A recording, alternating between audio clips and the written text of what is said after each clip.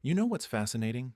Right now, as I'm recording this, there's a specific pattern developing in the gold market that I've only seen 3 times in the last 50 years. And each time this pattern appeared, gold didn't just move higher, it exploded. We're talking about gains that happened so fast, they caught even seasoned traders completely off guard. Let me paint you a picture of what's happening right now. Over the past 6 weeks, central banks around the world have been accumulating gold at a pace we haven't witnessed since 1971. That's not hyperbole. The World Gold Council just released data showing that central bank purchases hit 183 tons in the third quarter alone. But here's what makes this different from every other buying spree we've seen. They're not slowing down, they're accelerating. And they're doing it quietly, methodically, like they know something the rest of us are just starting to figure out. Think about that for a second. Central banks, the institutions that literally print money, they're converting their own currency into gold as fast as they can manage it without causing panic. The People's Bank of China added another 23 tons last month. Turkey's central bank bought 30 tons. Poland, Singapore, India, they're all moving in the same direction, and they're not talking about it in their press releases.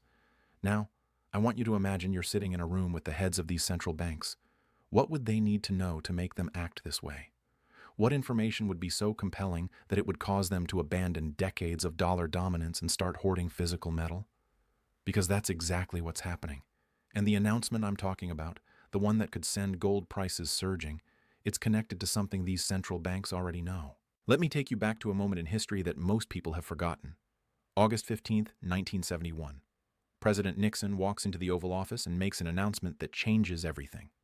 The United States is closing the gold window. No more converting dollars to gold at $35 an ounce. The Bretton Woods system dead. Overnight. And you know what happened next?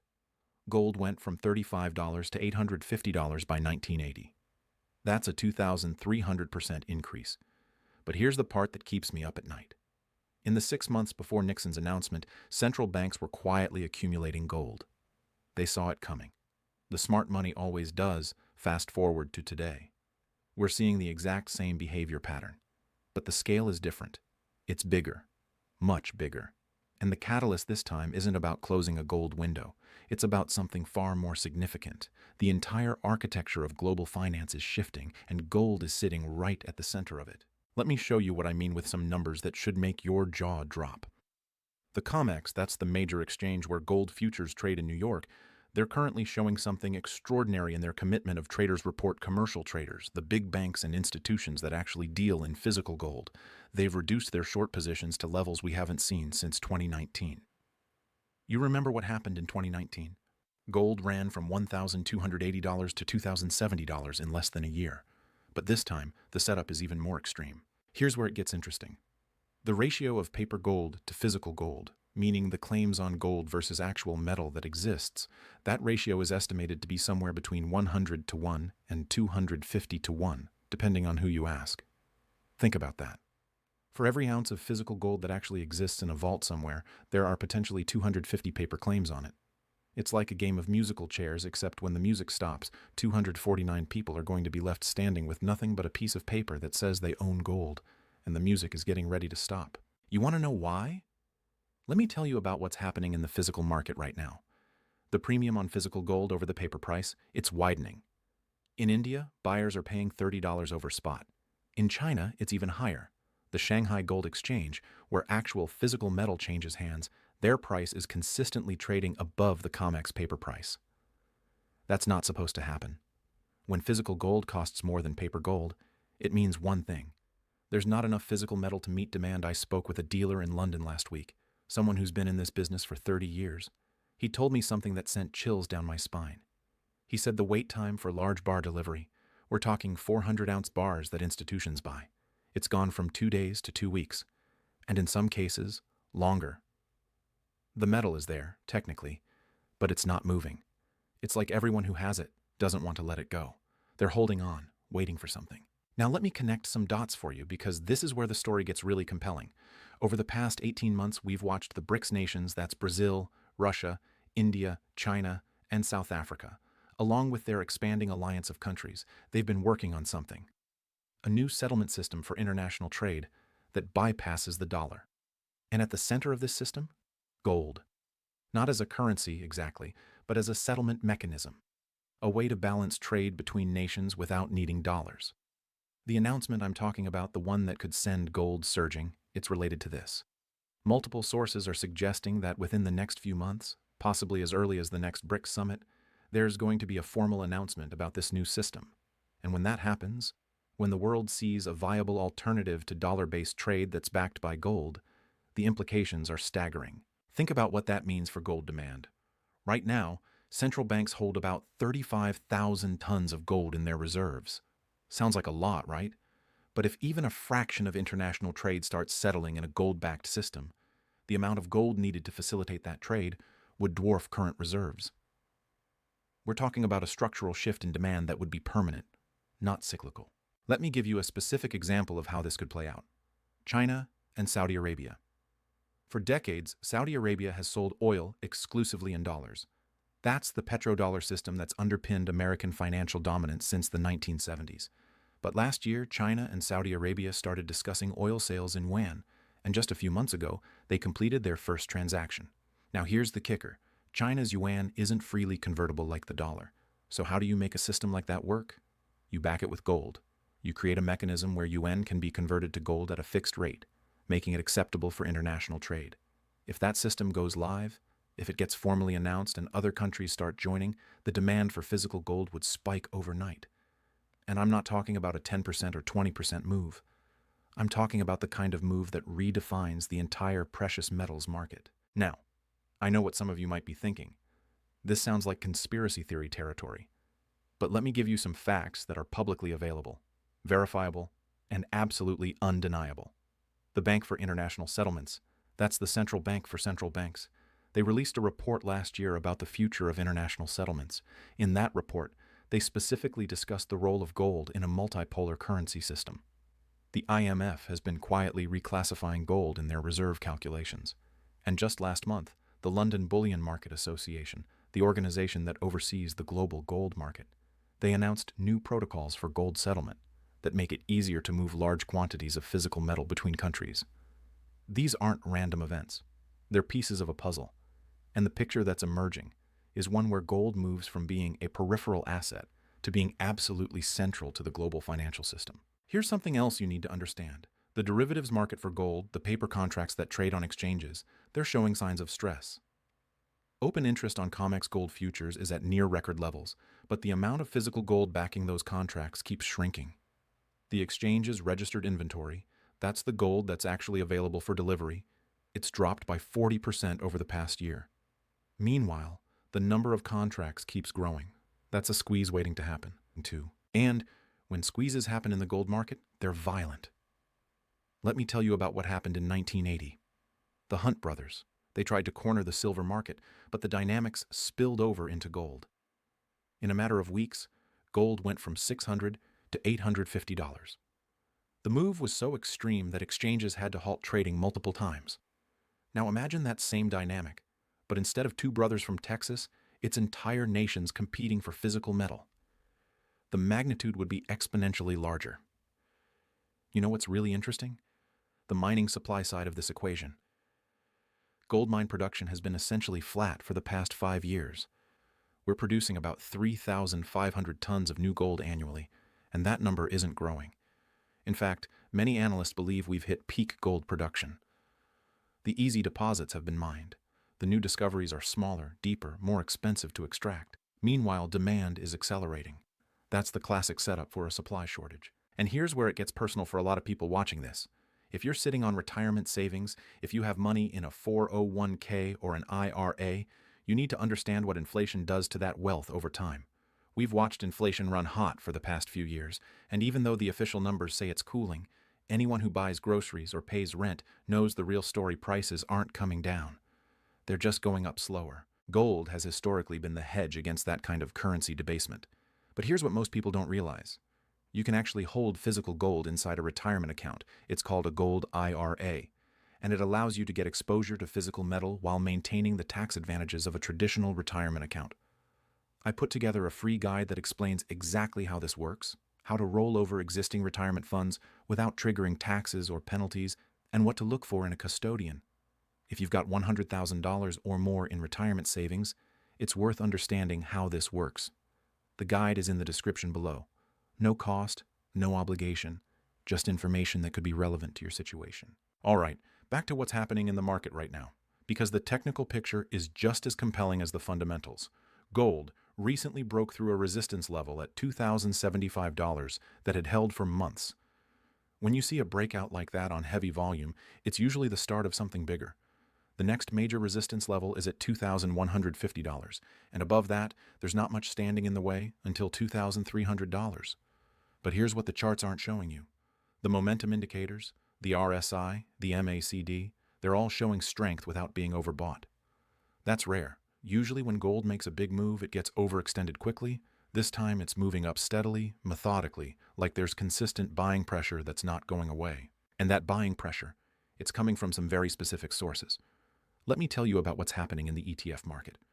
Gold ETFs, the funds that hold physical gold and allow investors to buy shares, they've seen inflows of over $2 billion in the past month alone. That's actual money coming into the market, buying physical metal. But here's the interesting part. The inflows are coming from institutional investors, not retail. Pension funds, sovereign wealth funds, family offices, the smart money, the patient money, the money that doesn't chase trends but positions ahead of them. Now, let me paint a scenario for you. Let's say the announcement I've been talking about happens. Let's say BRICS nations formally launch a gold-backed trade settlement system. What happens next?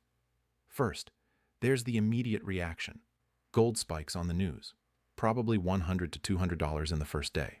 But that's just the beginning. Then you get the secondary effects. Other countries that aren't part of BRICS start accumulating gold because they need it to participate in this new system. Central banks that have been sitting on the sidelines, they jump in. And then, the big one. The paper gold market starts to crack. Remember those 100 to 1 or 250 to 1 ratios I mentioned earlier? When physical demand surges and people start asking for delivery instead of just trading contracts, the exchanges have a problem. They can't deliver metal that doesn't exist. So what happens? They settle in cash. They pay out the contracts at whatever the current price is and close the positions. But when that starts happening at scale, confidence in the paper market evaporates. And all that demand, all those investors who were happy trading paper, they suddenly want physical. The premium for physical over paper explodes. We could see $50, $100, even $200 premiums for physical coins and bars over the spot price. I've seen this happen before on a smaller scale. In 2008, during the financial crisis, there was a period where you couldn't buy physical gold at any price close to spot. Dealers were sold out. Premiums were 20%, 30%, sometimes higher. And that was just a temporary panic. Imagine what happens when the shortage is structural, not temporary. Here's another angle that most people aren't considering: the geopolitical implications of a gold-backed trade system. Right now, the United States has enormous power because the dollar is the world's reserve currency. Countries need dollars to trade, so they have to play by American rules. Sanctions work because they cut countries off from the dollar system, but if there's an alternative, if countries can trade using a gold-backed mechanism, that power diminishes. And the U.S. knows this, which is why I believe we're going to see some very interesting policy responses in the coming months. There's already talk in Washington about strategic gold reserves, about the U.S. potentially increasing its gold holdings. The Treasury currently holds about 8,100 tons of gold, the largest reserve in the world. But that gold has been sitting in Fort Knox and other depositories for decades, largely ignored. What if the U.S. decides it needs more? What if there's a policy shift that says gold is strategically important again? The buying pressure from that alone would be enormous. And then there's the inflation angle, which we can't ignore. The Federal Reserve has been trying to bring inflation down by raising interest rates, but there's a limit to how high they can go before they break something. We're already seeing stress in the banking system, stress in commercial real estate, stress in government debt markets. At some point, they're going to have to pivot. They're going to have to start cutting rates and potentially even restart quantitative easing. And when that happens, when the money printing starts again, gold is going to respond. Let me tell you about a conversation I had with a fund manager who runs a multi-billion-dollar portfolio. He told me something that stuck with me. He said, "Gold isn't an investment, it's insurance. And right now, the premium on that insurance is historically cheap relative to the risks we're facing." Think about that. We're living in a world where government debt is at all-time highs, where geopolitical tensions are escalating, where the currency system that's been in place for 50 years is showing cracks, and gold, the asset that's been a store of value for 5,000 years, is trading at levels that don't reflect any of those risks. The gold to S&P ratio, that's how many ounces of gold it takes to buy the S&P 500 index. It's currently around 0.45. Historically, that ratio has averaged closer to 0.5 or 0.6. What that tells you is that gold is undervalued relative to stocks. And when you consider that stocks are trading at elevated valuations while gold is barely above its 2020 highs, the asymmetry is striking. The downside risk in gold is limited. The upside potential is enormous. Now, let me address something that skeptics always bring up. They say gold doesn't produce cash flow, doesn't pay dividends, doesn't generate earnings. And they're right. Gold just sits there. But that's actually its strength, not its weakness. Gold can't be debased. It can't be printed. It can't be created out of thin air by a central bank. Its supply is limited by geology and physics. And in a world where every major currency is being devalued through inflation, that scarcity is incredibly valuable. Here's a thought experiment. If you had put $10,000 into gold in the year 2000, it would be worth about $70,000 today. That's a 600% return. Not bad for an asset that just sits there. But more importantly, that gold preserved your purchasing power through two major financial crises, multiple rounds of quantitative easing, and the highest inflation we've seen in 40 years. Your dollars from 2000? They've lost about 60% of their purchasing power. The gold, it's worth exactly the same amount of gold it was back then. 1 ounce is still 1 ounce. And that's really what this is about. It's not about getting rich quick. It's about preserving wealth in an environment where wealth preservation is becoming increasingly difficult. The traditional 60-40 portfolio, 60% stocks and 40% bonds. It's not working the way it used to. Bonds got crushed when interest rates rose. Stocks are vulnerable to a recession. Real estate is overvalued in most markets. Where do you go for safety? Where do you go for an asset that's not correlated to everything else? Gold. That's where you go. And right now, before this announcement that could change everything, before the world wakes up to what's happening in the physical market, before the squeeze that's building in the derivatives market finally breaks, right now is when you want to be positioned. Let me give you one more piece of evidence that this move is coming. The gold to silver ratio. Right now it's sitting around 85 to 1, meaning it takes 85 ounces of silver to buy 1 ounce of gold.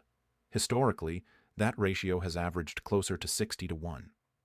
When gold starts a major bull run, silver typically outperforms, and that ratio compresses. We saw it in 2011, we saw it in 2020, and we're starting to see early signs of it now. Silver has been quietly strengthening, and when that ratio starts to move, it's usually confirmation that precious metals as a whole are entering a new phase. The industrial demand for silver is also worth noting. Silver is used in solar panels, electric vehicles, electronics, medical applications. As the world transitions to green energy, silver demand is projected to increase by 15% annually. But silver mine production is declining. We're facing a structural deficit in silver that could be even more severe than what we're seeing in gold.